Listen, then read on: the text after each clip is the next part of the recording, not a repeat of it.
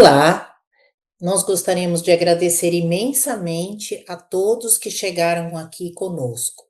Nós estamos no final do segundo módulo do curso de extensão em doenças imunomediadas e terapias inovadoras. Neste módulo, nós tivemos a oportunidade de ver a fisiopatologia de várias doenças, né? Lembrando que no primeiro módulo nós fizemos um pequeno apanhado de imunologia básica e agora nós falamos sobre a fisiopatologia de várias doenças alérgicas e dermatológicas. Então, hoje nós temos o prazer de receber uma convidada muito especial, que está conosco já há bastante tempo, a doutora Beatriz Abdala, que é da Faculdade de Medicina do ABC e participa junto conosco do ambulatório de urticária da faculdade, do Departamento de Dermatologia da Faculdade de Medicina do ABC. Muito boa noite, doutora Beatriz, muito obrigado pela sua disponibilidade de estar aqui com a gente, e o microfone é seu, pode começar. Obrigada, eu que agradeço o convite dos doutores, é um prazer estar aqui. E hoje vou apresentar um caso. O intuito é fazermos algumas perguntas, e se tiver alguém que queira escrever no chat alguma resposta ou discutir conosco, fiquem à vontade. Então, vou começar. Primeiro apresentando o paciente masculino de 64 anos, que queixava-se de lesões pruriginosas há 2 meses. Ele apresentava de história prévia, crises recorrentes dessas lesões pruriginosas, algumas vezes com sensação de ardor e acompanhado também de edema facial, há cerca de 2 meses, e tudo iniciou após um quadro de dengue. Desde esse quadro de dengue, essas lesões pruriginosas eram intermitentes. Ele tratou com 2 ciclos de prednisona, né, de 40 miligramas dia por 7 dias, e antistamínicos após 2 passagens pelo pronto-socorro. E, a partir daí, ele passou a usar corticoide por conta própria, sem melhora, e estava, inclusive, tomando 20 miligramas de predsim no dia da primeira consulta. De antecedentes, ele é hipertenso e dislipidêmico, em uso de losartana e atorvastatina, e várias vezes a gente perguntava se havia outros medicamentos de uso contínuo ou até de forma esporádica, e o paciente negou qualquer uso de medicamento nesse sentido. Aqui temos imagens clínicas das lesões, então a gente consegue ver que são lesões eritemato-edematosas, bem limitadas, aqui em região de glúteos e região lombar, e uma outra imagem que mostra a presença do edema de face, né, de um angioedema acompanhado desse quadro. Então, com essa primeira apresentação, a gente pergunta, né, à plateia, qual é a hipótese inicial mais provável. Será que é um quadro de urticária crônica espontânea, visto que esse paciente, né, tem um quadro já há mais de 2 meses, ou será que pelos detalhes de tipo de lesão que ardiam e até, né, podiam ter sensação de dor, será que não é uma vasculite urticariforme? Então, trouxe só 2 opções para a gente poder limitar nossa discussão. Não sei se aqui a gente para conversar um pouco, doutores, o seu continua. Eu acho que, né, Beatriz, que é interessante demonstrar, se você puder voltar à foto anterior. Deixa eu ver se eu consigo aqui. Exato. A gente vê que o edema de pálpebras ele é bem pronunciado, né? O que sugere um angioedema, né? Dentro da clínica médica, cabe aos diagnósticos diferenciais, olhando só as pálpebras, né? Paciente renal crônico, numa síndrome nefrótica, poderia ter um quadro assim, mas não tem essa história que o paciente apresentou. E olhando o conjunto das lesões, aí fica bem evidente que essas urticas, né, ora isoladas, ora confluentes, que ele apresenta nas nádegas e na região lombar, denotam bem um quadro urticariforme, né? E aí, o que tem que chamar atenção é na questão da história, que você refere da questão dos sintomas declarados pelo paciente. Então, havia um prurido, mas parece que não era só prurido, né, que ele apresentava. Isso. Também tinha a sensação de ardor e dor, que chamou bastante atenção. Então, a sensação de dor, a gente vê muitas vezes na urticária de pressão tardia, né, doutora Roberta? Exato, né? Então, a prurito é muito comum na urticária, mas também é muito comum na vasculite urticariforme, urticária vasculite, né? Eu falo que urticária vasculite foi uma tradução incorreta que acabou virando um nome correto, porque hoje em dia, se a gente for no PubMed procurar por vasculite urticariforme nos artigos brasileiros, não achamos absolutamente nada, né? Então, eu sempre falo que, infelizmente, o nome ficou o que seria o nome em inglês, né? Que era urticária ou vasculitis, né? Mas tudo bem. Então, esse é o primeiro comentário. E o segundo comentário é que, assim, né? A ardência na urticária não é incomum, apesar da gente achar que é uma coisa que leva mais à vasculite, mas a dor, ela ocorre mais na urticária vasculite ou na vasculite urticariforme do que na urticária crônica, né? Então, isso é um artigo, inclusive, que foi feito com as UCARES e que mostra que ardência e prurido pode ocorrer em ambos os quadros, dor pode ocorrer mais na urticária vasculite ou na vasculite urticariforme, porém, para mim, né, se eu olhasse esse paciente na minha clínica, tá?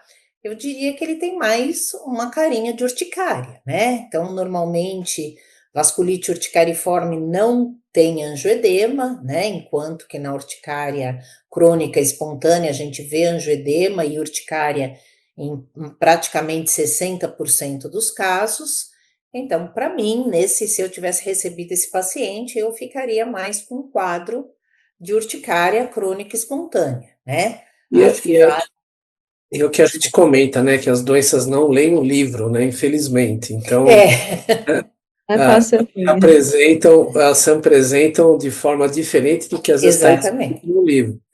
E aqui a gente vê bem que eu também ficaria com o diagnóstico de urticária crônica espontânea, né, no momento, por mais de 6 semanas de instalação, não tem nenhum fator evidente que está mantendo esse quadro, porque a dengue foi lá atrás, né? E o aspecto clínico, a gente vê que são lesões eritemato-edematosas, né, bem constituídas, sobrelevadas, né, o aspecto bem de urtica mesmo, né, no Tivemos caso sorte. da, Perdão. Uhum.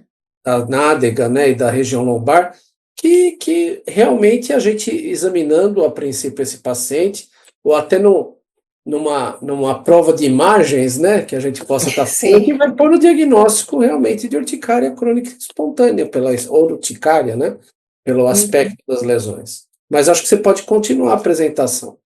Perfeito. Então, também, né, chegamos a essa conclusão de provavelmente estamos, né, lidando com uma urticária crônica e solicitamos alguns exames após a suspensão do corticoide e também introduzimos o anti-histamínico. Como era um quadro ali, só tinham 2 imagens, mas o paciente tinha lesões, né, em região do tronco, em membros, então, pela grande quantidade de lesões e o tempo que o paciente ficou nesse uso meio crônico de cortisona nesse período, acabamos introduzindo 4 vezes a dose de anti-histamínico, suspendemos o corticoide e depois de certo tempo pedimos alguns exames. Então, aqui foram alguns exames que nós solicitamos inicialmente, né? O hemograma ainda tinha um pouquinho, né? De logocitose, né? Pós uso de corticoide, mas o paciente apresentava ainda um PCR de 33, que para o valor de referência do laboratório era alto, VHS de 5, que era baixo em relação ao valor de referência, um IgE baixo de 8, e entre outras investigações, função hepática estava normal, função tiroidiana, inclusive anticorpos foram solicitadas também, não eram reagentes, eletroforese de proteínas, não tinha nenhuma alteração, solicitamos também sorologias de hepatite HIV negativas, nesse momento um FAN, não reagente, complemento também sem nenhuma alteração, fator reumatoide não reagente, e uma urina 1 dentro da normalidade. Então, um apanhado geral para ver se não tinha nenhum outro motivo para né, apresentar esse quadro. E Isso aí... que você coloca, né, Beatriz, só comentando, é Sim. extremamente comum na prática clínica nós sermos confundidos, né, pela corticoterapia crônica, que os pacientes às vezes chegam aos consultórios por automedicação ou medicação num pronto-socorro, por um tempo curto até no colega da emergência, mas ele vê que faz efeito e ele passa a se automedicar com o corticoide. E isso é um grande fator de confusão nos nossos diagnósticos. Você mascara a manifestação morfológica da doença na pele e mascara os exames laboratoriais. Então você fez algo bem consciencioso, que foi tentar tirar esse corticoide para poder avaliar não só clinicamente, como laboratorialmente esse paciente. Sim. Eu acredito que o tempo ideal seria, depois de cessar o uso do corticosteroide, conseguir fazer esses exames dentro de 7 a 14 dias após a parada do corticoide, para a gente não ter mascarar, né? Que a gente sabe que no hemograma pode ter essa neutrofilia com leucocitose devido ao corticoide, né? Agora, um fato muito interessante que chama atenção, por isso que a gente fala que não dá para a gente fazer a opção, às vezes, de um exame pelo outro. Você vê que você tem uma proteína C reativa, uma proteína de fase aguda de inflamação relativamente bem elevada, até poderia sugerir um quadro infeccioso, né? Que se tivesse uma suspeita de um quadro de infecção ativa, que ela está bem elevada para um padrão de referência a não ultrassensível, normalmente até 5, né, a PCR, você está com PCR de 33, e você vê que tem uma dicotomia com o valor do VHS, né, então às vezes a gente só pede a velocidade de hemossedimentação, ela vem normal, e o PCR aqui, a proteína C reativa está bem aumentada, então você vê que não são exames excludentes, né, não dá para a gente optar por um, às vezes, porque às vezes a gente acaba se perdendo uma informação relevante. Então, trata-se de um quadro de lesões urticadas, né, crônicas, com uma proteína C reativa elevada. E o complemento, né, infelizmente aqui está normal, né, o C3, o C4, o CH50. Agora, vamos adiante para a continuidade do caso. Isso. E nesse momento, o paciente então já havia desmamado o corticoide, estava com anti-histamínico em dose otimizada, e, né, esses 20 dias ele retornou, sendo 14 que ele realmente fez o exame, foi mais ou menos umas 2 semanas para fazer o exame, e ele ainda tinha, né, estas lesões na consulta, né? Então, o que chamou a atenção, que ele ainda mantinha uma grande extensão, né, dessas lesões, e as lesões estavam um pouco diferentes, não estavam tão, não eram tão urticas, assim, né, vemos que a gente vê uma borda mais infiltrada, né, um centro em algumas áreas que até parece estarem mais escuras, algumas até com aparente involução, mas era mais acinzentado, vamos dizer, ao vivo. E isso trouxe um pouco de desconforto. O que será que a gente deveria fazer aqui? Isso eu vou colocar a pergunta, né, a seguir e voltar no quadro clínico para a gente discutir um pouco mais. Então, nesse momento, né, considerar uma biópsia, será que é melhor reintroduzir corticoide em baixa dose? Estamos pensando ainda no mesmo diagnóstico? Então, foram essas questões que foram levantadas neste momento do primeiro retorno, perdão, do paciente. Eu não sei se gostariam de comentar alguma coisa neste momento. Não sei se tem alguma pergunta no chat nesse momento, mas, né, então, vamos começar a comentar nós, né? O que nós faríamos nesse momento de um paciente que nos chega com 4 vezes a dose de antistamínico, que é a dose optimizada, mas, né, com todas essas lesões ainda, tá? Com PCR elevado, VHS baixo, complemento normal e realmente piora, com piora do quadro, né? Uhum. Então, tá? Então, vou voltar ao meu consultório. Eu biopsiaria esse paciente, apesar de não estar no consenso que a gente deve biopsiar, tá? Eu falo que prudência, tá? E canja de galinha não faz mal a ninguém. Então, eu acho assim, né? É um paciente que tem uma piora do quadro, ele tem algumas lesões que já parecem um pouco mais, tá? Hipercrômicas, tá? Já tem uma aparência diferente, tem ainda um pouco de efeito do corticoide, né? 14 dias às vezes ainda tem. Então, eu, né, se fosse no meu consultório, não sei se o doutor Paulo concorda ou discorda, tá? Eu, assim, apesar de ser alergista, eu optaria por uma biópsia para afastar a possibilidade de vasculite.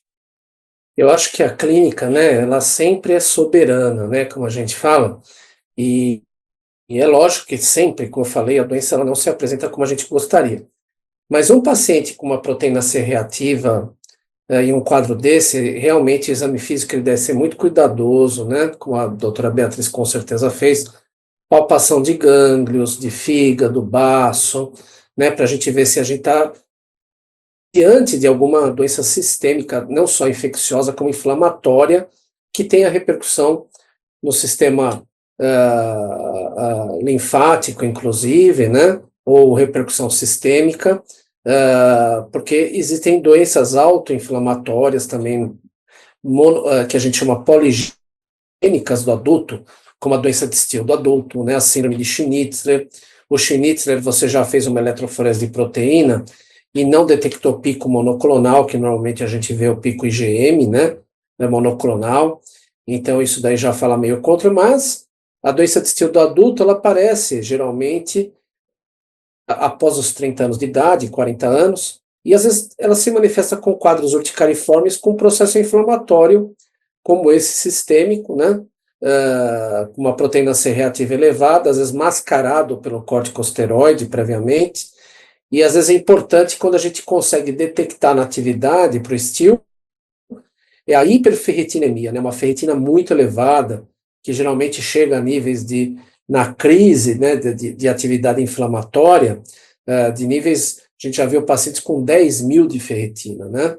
Então, sempre é importante considerar essas questões, mas a parte do exame dermatológico, como a doutora Beatriz ressaltou, essas lesões que têm um clareamento central, né, já não estão tão eritematosas, a gente nota uma tonalidade castanho acinzentada, como se houvesse um resíduo inflamatório, e isso não é característico da urticária, né? Isso é sugestivo de uma lesão urticariforme.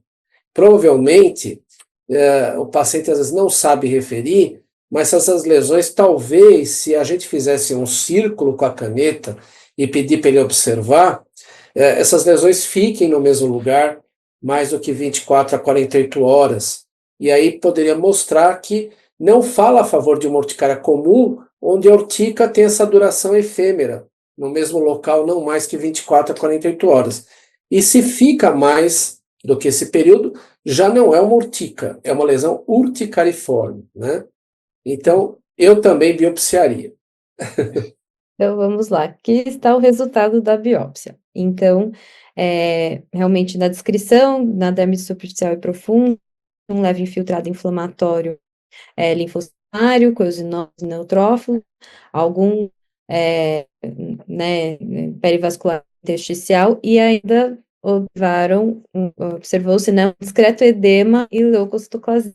No diagnóstico, o colega patologista, dermatologista, deixou a descrição de uma dermatite perivascular, coeosinófilos e neutrófilos. E, claro, na nota, acabou comentando que o quadro histológico não permite um diagnóstico de vasculite, né?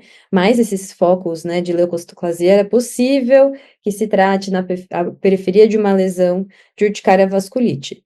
E, claro, para nós correlacionarmos com os dados clínicos. Então, visto que, né, veio essa biópsia realmente em cima do muro, estamos realmente diante de uma vasculite urticariforme, ou será que ainda é uma urticária crônica espontânea, mas com algum infiltrado inespecífico, que pode acontecer, né, da biópsia ter algum tipo de infiltrado como este? E antes de eu seguir, vou deixar aberta a discussão. Vou voltar aqui, ó, na biópsia. Eu acho que talvez não tenha nenhuma colocação no chat, né? Tem alguma coisa? Acho que não. Então, acho que vamos discutir, né? Aqui é muito importante a interpretação da histopatologia com a correlação clínica. Então, nós temos um paciente com lesão urticariforme, com uma atividade, uma proteína de reação aguda, que é a proteína C reativa, né? Proteína de fase aguda aumentada, né? Essa lesão urticariforme, e nós temos um fenômeno que é a fragmentação dos neutrófilos, que é a leucocitoclasia.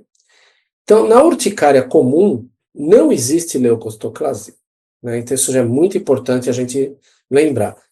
E aqui, a gente tem que pensar que a chamada vasculite urticariforme, muitas vezes ela não tem o quadro clássico das vasculites leucocitoclásticas, onde um critério essencial para a gente falar que é uma vasculite verdadeira, né, é a necrose fibrinoide da parede dos vasos, quer dizer, o endotélio na histopatologia dos vasos de pequeno calibre, da derme superficial e média, eles têm aquele aspecto borrado, o endotélio, uma tonalidade vermelha eosinofílica, né, que é a necrose fibrinoide, né, e às vezes deposição de fibrina mesmo na parede do vaso, né.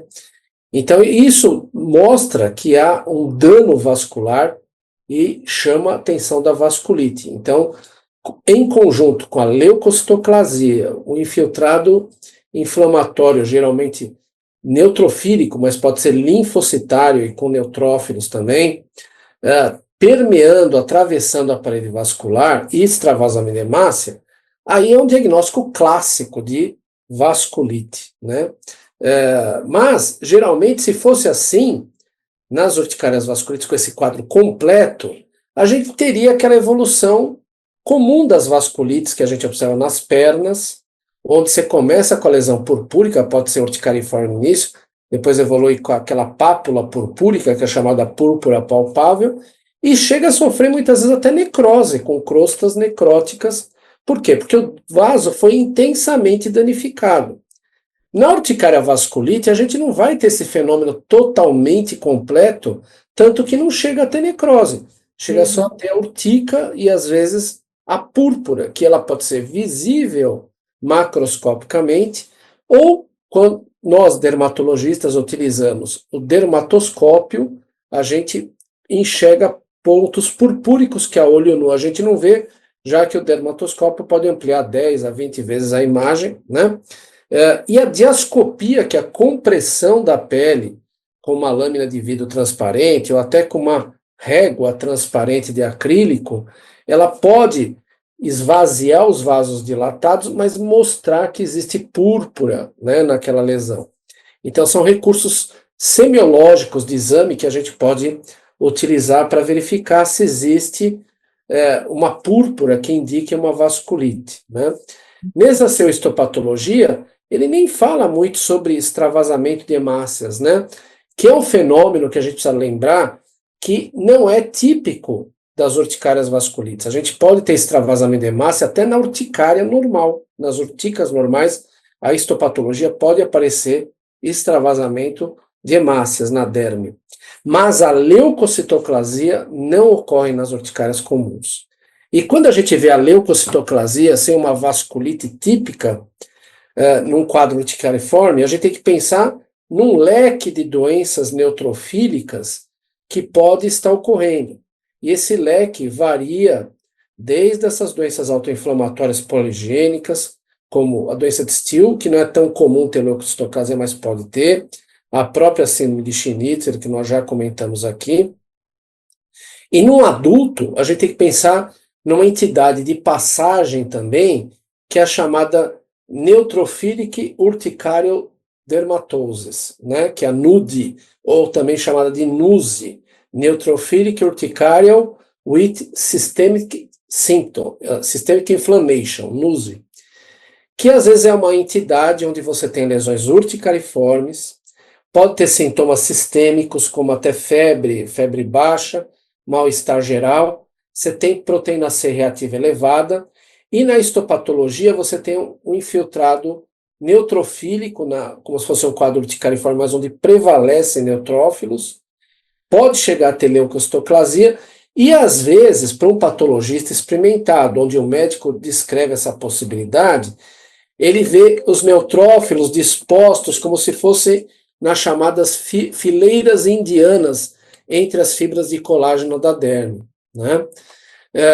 E um detalhe também importante quando a gente pega um histopatológico desse é pedir para o patologista procurar o chamado epiteliotropismo neutrofílico, que é a presença de alguns neutrófilos, não é uma quantidade grande, mas que se ele for procurar com calma e cuidado no maior aumento da histopatologia, ele pode achar neutrófilos nas glândulas écrinas, na unidade pilosebácea e às vezes até alguns neutrófilos na epiderme, que é o epiteliotropismo neutrofílico. Isso fala muito a favor de lúpus eritematoso sistêmico, numa biópsia de lesões urticadas, né, urticariformes, pode falar a favor das doenças poligênicas, como eu já falei, Still do adulto, a síndrome de Schnitzler, e nas da infância, se fosse uma criança, nas autoinflamatórias da infância também, que tem quadros urticariformes, como a síndrome SINCA, NOMID, ou Muckle-Wells, ou até a síndrome de urticária ao fio familiar, né? Que são as chamadas criopirinopatias, né? Então, são detalhes histopatológicos que é importante a gente conhecer, porque a gente pode ligar para o patologista e pedir para ele dar uma atenção que abre esse leque de diagnóstico diferencial. Mas, felizmente, todas essas doenças que eu comentei, elas existem, mas elas não são tão comuns como a vasculite urticariforme pura, né, em sensu lato. Então, é lógico que primeiro a gente vai pensar nisso, mas não custa pedir, às vezes, para um quadro que tem inflamação sistêmica, né, principalmente se houver queixa de febre associada, além dessa proteína C reativa elevada, pedir para olhar a respeito do epiteliotropismo neutrofílico, né, que pode ser uma situação em que a gente acaba enfrentando diante dessas doenças autoinflamatórias chamadas poligênicas, que começam mais na vida adulta, com inflamação sistêmica. Mas realmente é desafiador. Por quê? Porque a gente gostaria muito que o patologista descrevesse no laudo, né, é compatível com urticária vasculite, né? Mas infelizmente não é assim que geralmente vem, e a gente tem que saber interpretar a histopatologia. Sim.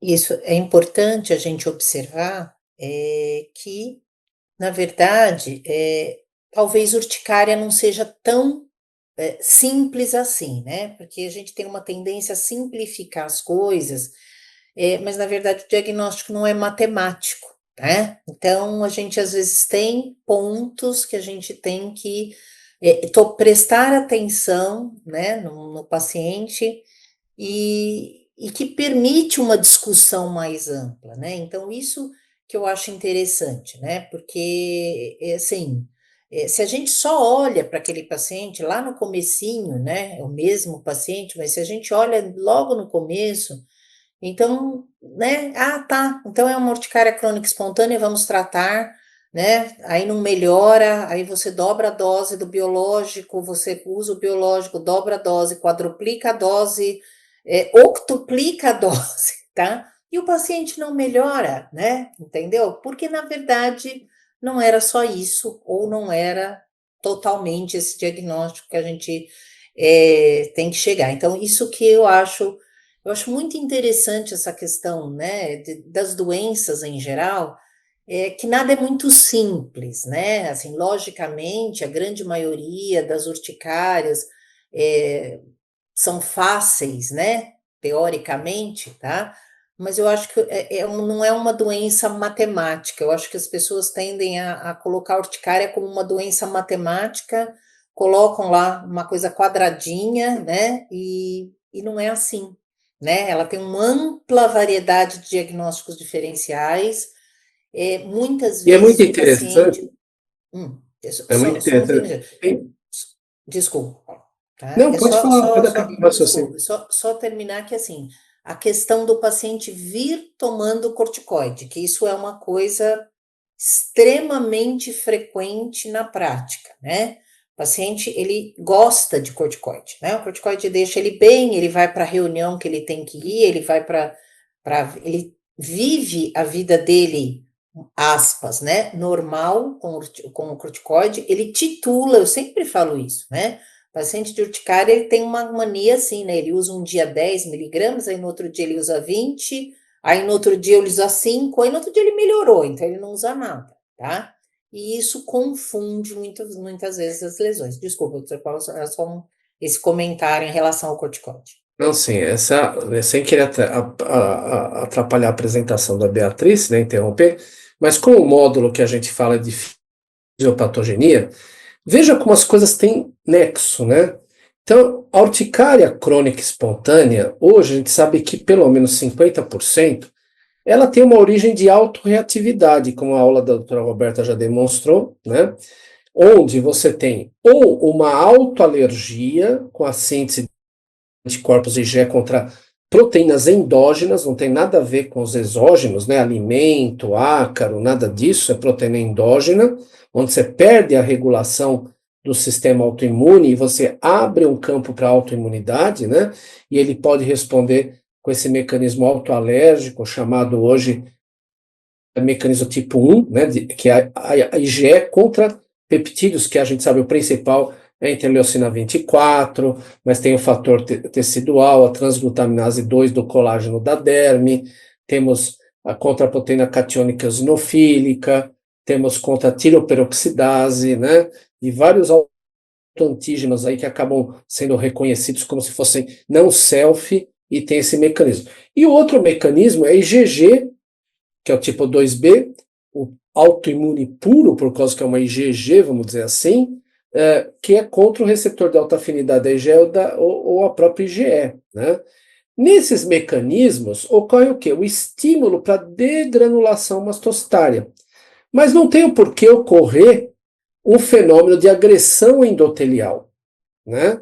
A agressão endotelial, que dá origem a uma vasculite ou a uma leucocitoclasia, ela é pertinente a uma doença de imunocomplexo, que é a fisiopatogenia das urticárias vasculites. Então, a tal da reação do tipo 3 de gel e cumbis, as reações de gel e cumbis lá atrás, que a gente conheceu, tipo 1, que é o tipo mediado por IgE dando anafilaxia, o tipo 2, a citotoxicidade celular mediada por anticorpos, o tipo 3, a doença de imunocomplexo circulante, tipo 4, a imunidade celular por célula T, tipo dermatite de contato, e depois foi ampliado esse espectro mais ainda. Mas, então, a urticária vasculite, ela tem imunocomplexos circulantes que vão aderir ao endotélio, né, vão atrair neutrófilos, promover ativação do complemento, esse complemento vai lesar o endotélio, vai lesar o neutrófilo e vai produzir a leucocitoclasia e a vasculite com dano endotelial pela liberação também enzimática dos neutrófilos, extravasamento hemácia, púrpura, né? Mas, por outro lado, a gente sabe que nessas doenças autoinflamatórias, olha como a medicina é bonita, né? Os padrões de resposta inflamatória e tecidual do organismo, eles meio que existe um número limitado que dá uma amplitude de doenças diferentes. Então, por exemplo, nas doenças autoinflamatórias, hoje a gente sabe até que na síndrome de Schnitzel o problema é a ativação da imunidade inata, do tal do inflamassoma, né? E esse inflamassoma, quando ele é ativado, como a gente viu na aula de doença autoinflamatória, ele vai levar à produção do quê? De interleucina 1 beta, interleucina 18, que são quimiotáticas de neutrófilo. Então, por isso que nessas doenças que estão ligadas ao inflamassoma, Schnitter, as doenças monozigóticas das crioperinopatias da infância, Sinca, Mid, Muckle-Wells, a síndrome de a urticária ao fio familiar, né? A FAX, né, que a gente chama, elas todas têm envolvimento do NRLP3, que é o gene que ativa o inflamassoma, né? Então, acaba produzindo IL-1 beta, acaba produzindo IL-18, que traz neutrófilo para o tecido. Por isso que vai aparecer aquele epiteliotropismo neutrofílico, porque você tem citocinas que são quimiotáticas de neutrófilo. Então, a gente vê como é interessante esse fenômeno todo, e a ciência ela vai crescendo, né? Então, por exemplo, atualmente se chegou à conclusão que o indivíduo ele pode não ter uma crioperinopatias genética que veio lá do embrião. A gente vê que existem estudos atuais que mostram que indivíduos adultos, já adultos ou até idosos, que desenvolvem essas doenças Schnitter, Still e a NUSI, como eu falei, eles fizeram estudos das células sanguíneas desses pacientes e de células de pele e viram que tem mutações somáticas, quer dizer, não genéticas, que foram adquiridas na vida adulta, do inflamassoma, do gene NLRP3, que faz com que o inflamassoma fique ativado de forma desregulada. E aí chama neutrófilo, tá? E dá o quadro sistêmico de inflamação, aumenta a proteína C reativa. Proteína C reativa, ela é uma proteína de fase aguda produzida no fígado, sob estímulo de citocinas pró-inflamatórias. IL-1 beta, que é liberado na imunidade inata, interleucina 6, que vai aumentar a proteína C reativa. Então você vê que tudo tem uma explicação no final das coisas, né? A gente tem a urticária vasculite, que é uma doença de imunocomplexo, ou a gente não é urticária vasculite, mas tem neutrofilia tecidual, leucocitoclasia, porque a imunidade inata nessas doenças autoinflamatórias do adulto ou da infância está ativada através do inflamassoma, né? Então, a gente consegue, quando você vai estudando, conectar as coisas e entender por que elas estão ocorrendo. Mas até o momento, a gente tem uma leucocitoclasia com aumento de proteína C reativa numa lesão urticariforme, cuja biópsia, se a gente não acha mais nada sistêmico, vai falando a favor de uma vasculite urticariforme ou urticária vasculite. Nem sempre a gente tem a oportunidade de realizar um exame que é muito bom para a gente distinguir dessas autoinflamatórias do adulto, que é a imunofluorescência direta, né? Porque quando a gente tem condição de fazer a biópsia por imunofluorescência direta, e ela vem positiva, mostrando a deposição de C3, ou IgM, ou IgA, ou IgG na parede do vaso, aí configura uma reação do tipo 3 de gel e cumbis, de doença de imunocomplexo, e configura uma vasculite urticariforme verdadeira, afastando esse outro grupo das autoinflamatórias, onde não há deposição de imunocomplexo e a imunofluorescência direta é negativa. Por isso que às vezes é importante a gente conseguir ter acesso, né, que nem sempre a gente tem, a fazer. Por quê? Porque a imunofluorescência direta requer um meio de transporte diferente do formol, requer um meio de Michel, requer um laboratório que faça esse exame num espaço de tempo que o material não fique armazenado por mais de 4, 5 dias no meio de Michel, né? Então, são todos detalhes que, dependendo de onde a gente está trabalhando, num consultório, muitas vezes tem acesso num grande centro, mas se está no interior ou está em outros locais que não tem acesso, o paciente não pode pagar o exame, fica inviável. Mas quando a gente consegue fazer a medicina, né, de forma plena, a gente tem acesso a esses recursos, é muito interessante, porque a gente consegue realmente decifrar os detalhes, né? Sim. Vamos lá, Bel, pode continuar a fazer seus comentários. Sim, um comentário que eu acabei não escrever aqui, mas realmente a gente fez imunofluorescência direta e veio negativa, por isso que eu não coloquei aqui, deixei para falar. E Bom, diante, né, desse caso, ficou muito essa dúvida de, nossa, será que então é uma urticária vasculite ou vasculite urticariforme? Se bem que a biópsia não foi tão feliz em fechar o quadro assim, né, de forma tão específica, mas mesmo assim pensamos em fazer realmente até uma pesquisa mais ampla, solicitar mais alguns exames, até porque, acho que eu até fiz uma pergunta aqui, mas é, é simples de responder, né? No contexto, um paciente acima dos 60, urticária de difícil controle, biópsia com citoclasia, ampliaria a investigação? E sim, é importante, né, fazer uma pesquisa mais ampla para esse paciente, e foi o que nós fizemos. Ué? Apareceu.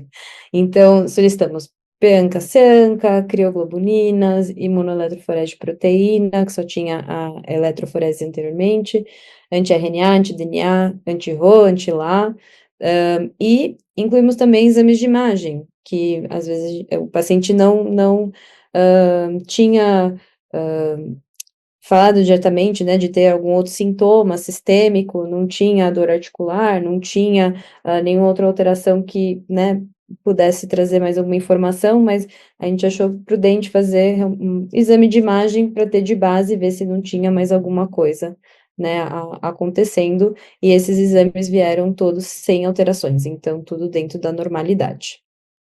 Aí, diante de uma possibilidade, né, de urticária vasculite ou vasculite urticariforme, se a gente for seguir alguns estudos mais recentes, né, que até tem uma atualização bem recente de como tratar, né, essa vasculite, essa urticária vasculite, vasculite urticariforme, a gente pode até enquadrar o paciente em perfis, né, para poder escolher qual que é o próximo passo. Então, aqui eu fiz a pergunta, mas a gente poderia pensar em todas as possibilidades. Um novo curso de corticoide sistêmica, só que agora numa dose talvez imunossupressora, colchicina, hidroxicloroquina, dapsona, aí dependeria um pouco do perfil do paciente para poder tomar essa decisão. E nesse momento a gente tomou a decisão, né, de manter, né, ainda o antistamínico e associar a colchicina. E nós vemos aqui o paciente após, né, pelo menos, se não me engano, uns 40 dias com colchicina, ainda com essas lesões, mas muito melhor do que a imagem anterior. Então, a gente ainda considera um paciente talvez de difícil controle, mas queria até deixar aberto aqui a discussão da escolha terapêutica, né? O que seria mais adequado e qual seria a escolha de vocês, talvez, para esse caso.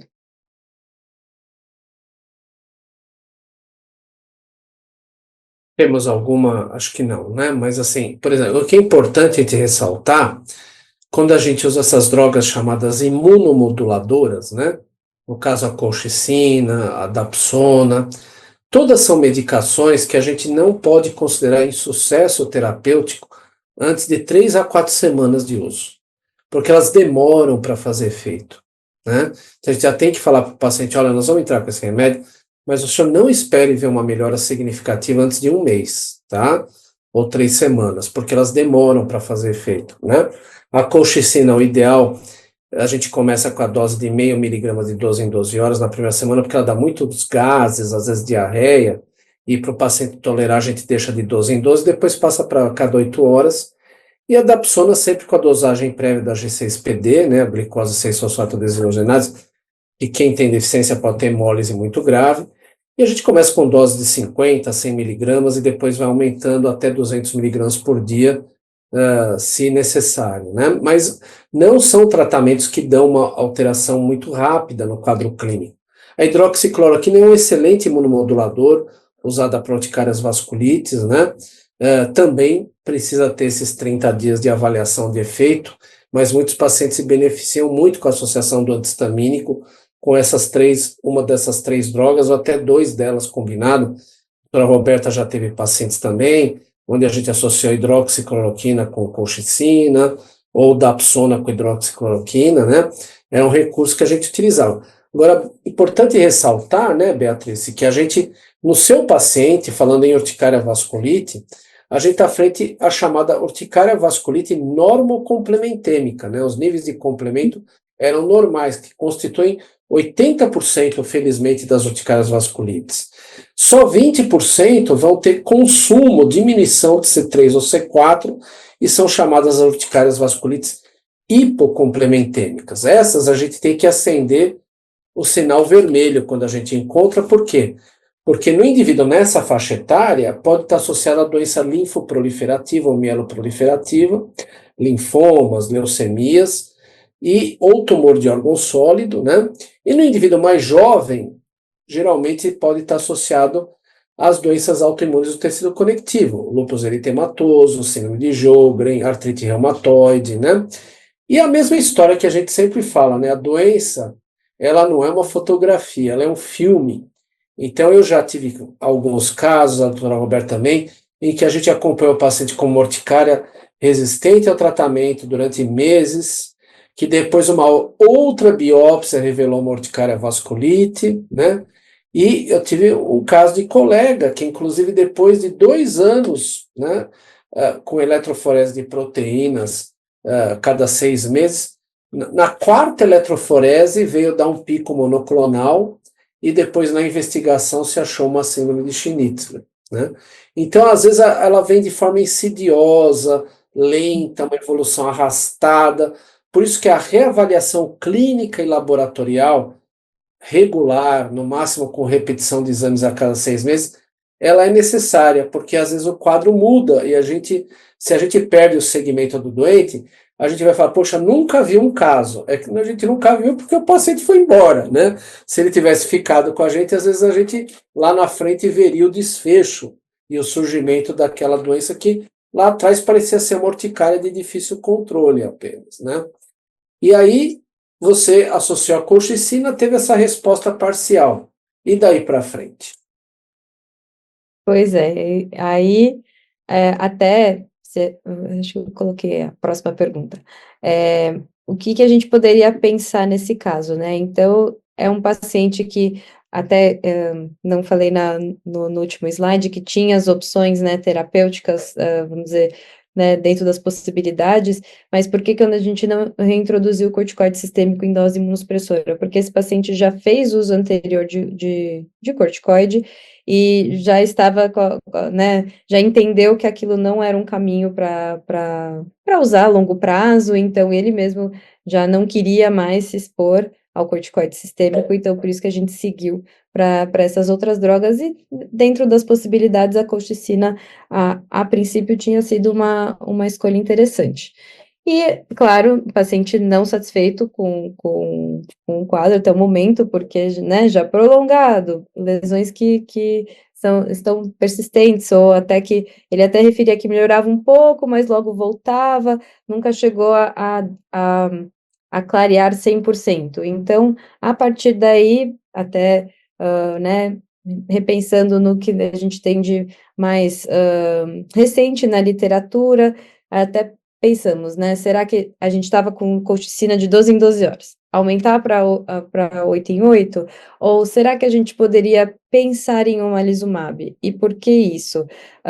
Porque, né, existem alguns casos de urticária vasculite, né, vasculite urticariforme, que pode responder ao omalizumab também.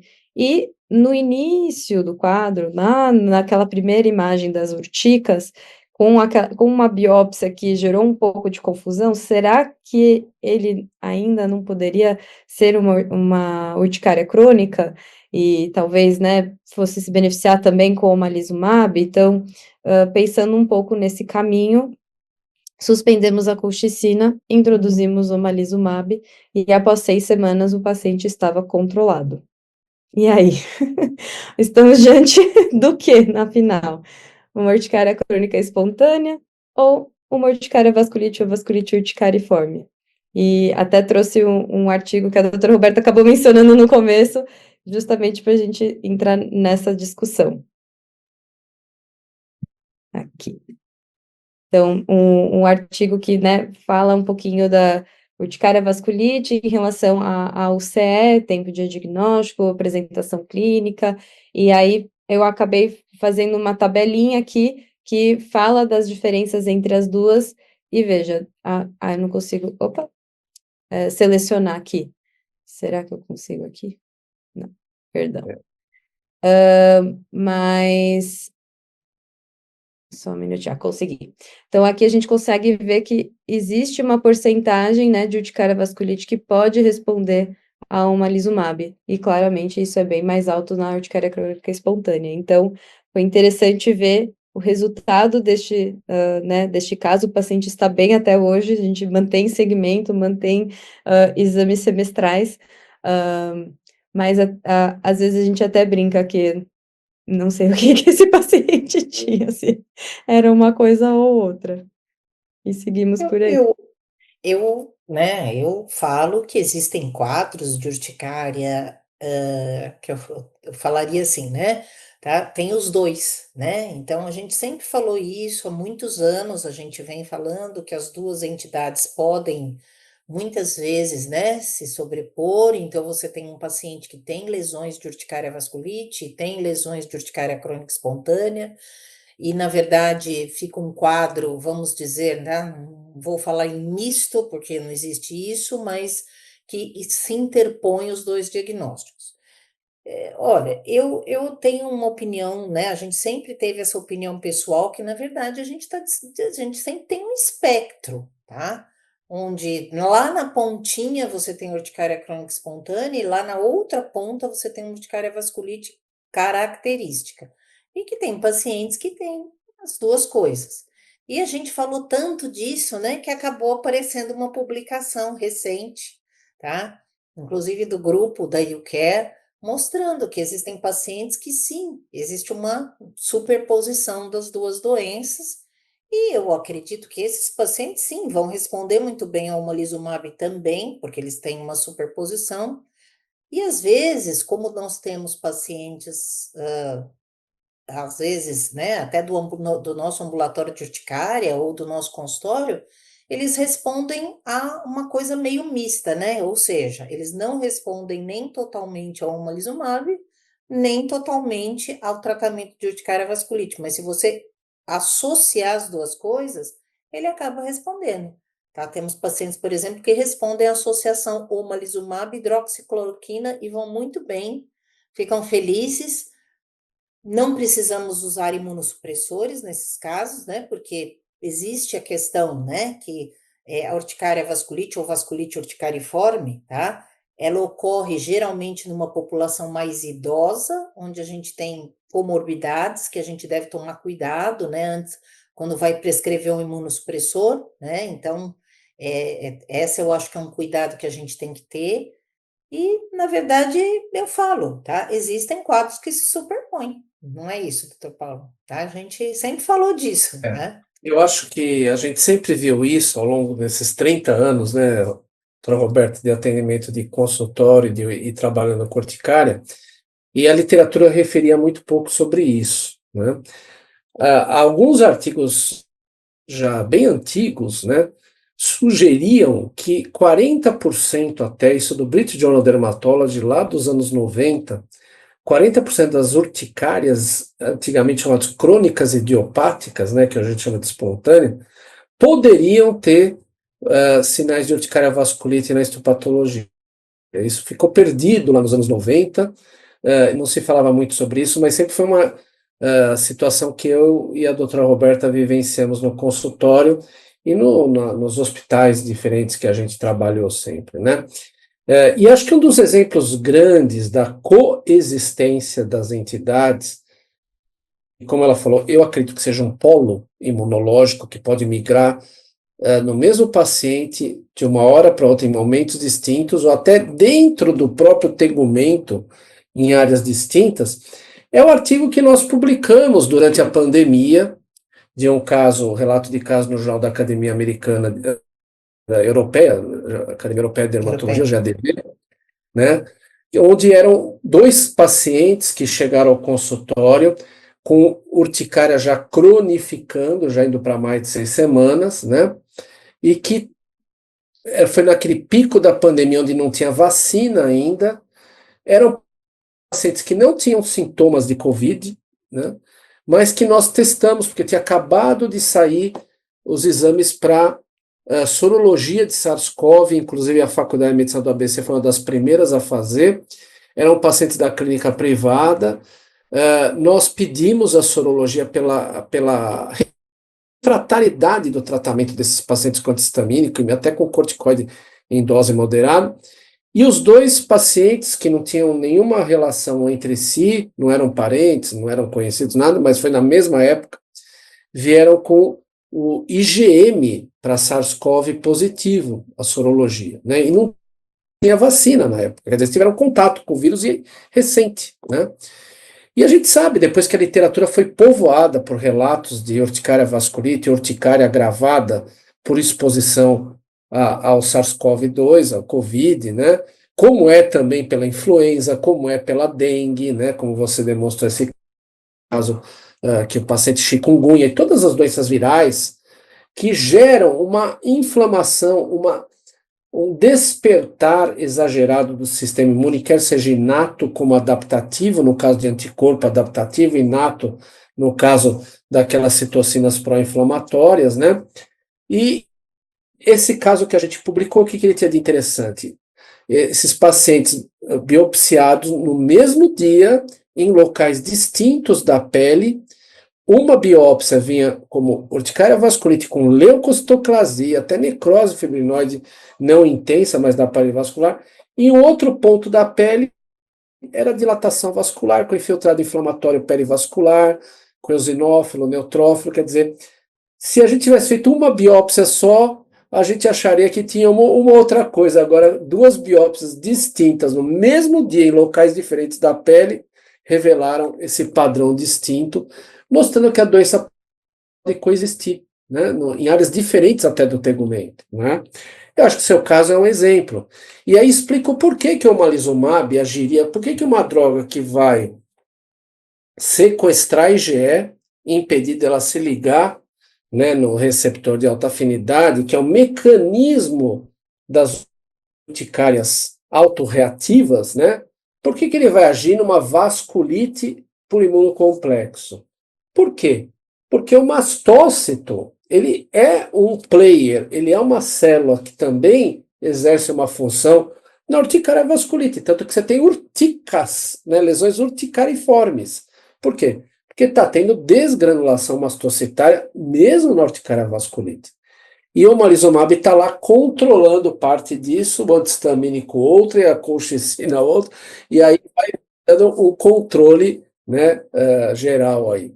Então, eu acho que esse teu caso ilustra bem a intersecção, né, de mecanismos fisiopatogênicos, no mesmo doente, imunidade inata, imunidade adaptativa, um pouco de autoinflamação talvez envolvida, um pouco de doença de imunocomplexo, e como tratamento, né, ele pode, você atuando de várias formas, controlar, e é o que a gente quer, dar uma qualidade de vida melhor para o paciente, né? Isso, eu acho que esse caso mostra, né, o quão desafiador é tratar urticária, e eu gostaria de encerrar, né, falando que, sabendo a fisiopatologia das doenças, a gente vai entendendo, né? Vocês vejam, né? O Dr. Paulo foi falando aqui de várias fisiopatologias diferentes, de várias doenças diferentes, urticárias e urticária crônica espontânea, e assim, eu acho que a gente encerra, né? Falando que realmente, né? Quando a gente sabe fisiopatologia, a gente sabe muito, tá? Porque a gente vai saber como tratar, como esse paciente se comporta clinicamente, tá? E no próximo módulo, que será de tratamento, né, que nós vamos falar dos imunobiológicos de uma maneira geral, vocês agora vão entender muito como que vai ocorrer, como que essa fisiopatologia vai ser importante para a gente falar dos biológicos, né? Eu gostaria de agradecer imensamente, doutora Beatriz, pela apresentação do seu caso, realmente muito desafiador, tá? Seria desafiador, assim, tá? Para uma pessoa que tinha 40 anos de estudo de urticária, 50 anos de estudo, tá? Sempre seria um caso muito desafiador, tá? Parabéns, né? a todos que estão assistindo o nosso curso, que é um curso longo, né, bastante desafiador, e espero vê-los, né, no fim do próximo módulo, que faremos uma última live com vocês. Muito obrigada. Eu queria agradecer também, como um dos coordenadores do curso, a disponibilidade da doutora Beatriz, que é nossa doutoranda, né? Ela é dermatologista, titulada, foi aluna da Faculdade de Medicina da ABC, fez a sua especialização lá, tem o título da SBD, atende também no Hospital Sírio-Libanês, tem uma participação até nas atividades didáticas do Hospital Sírio-Libanês, e a gente tem muita honra de ser o orientador do doutorado dela, que está quase se finalizando, né?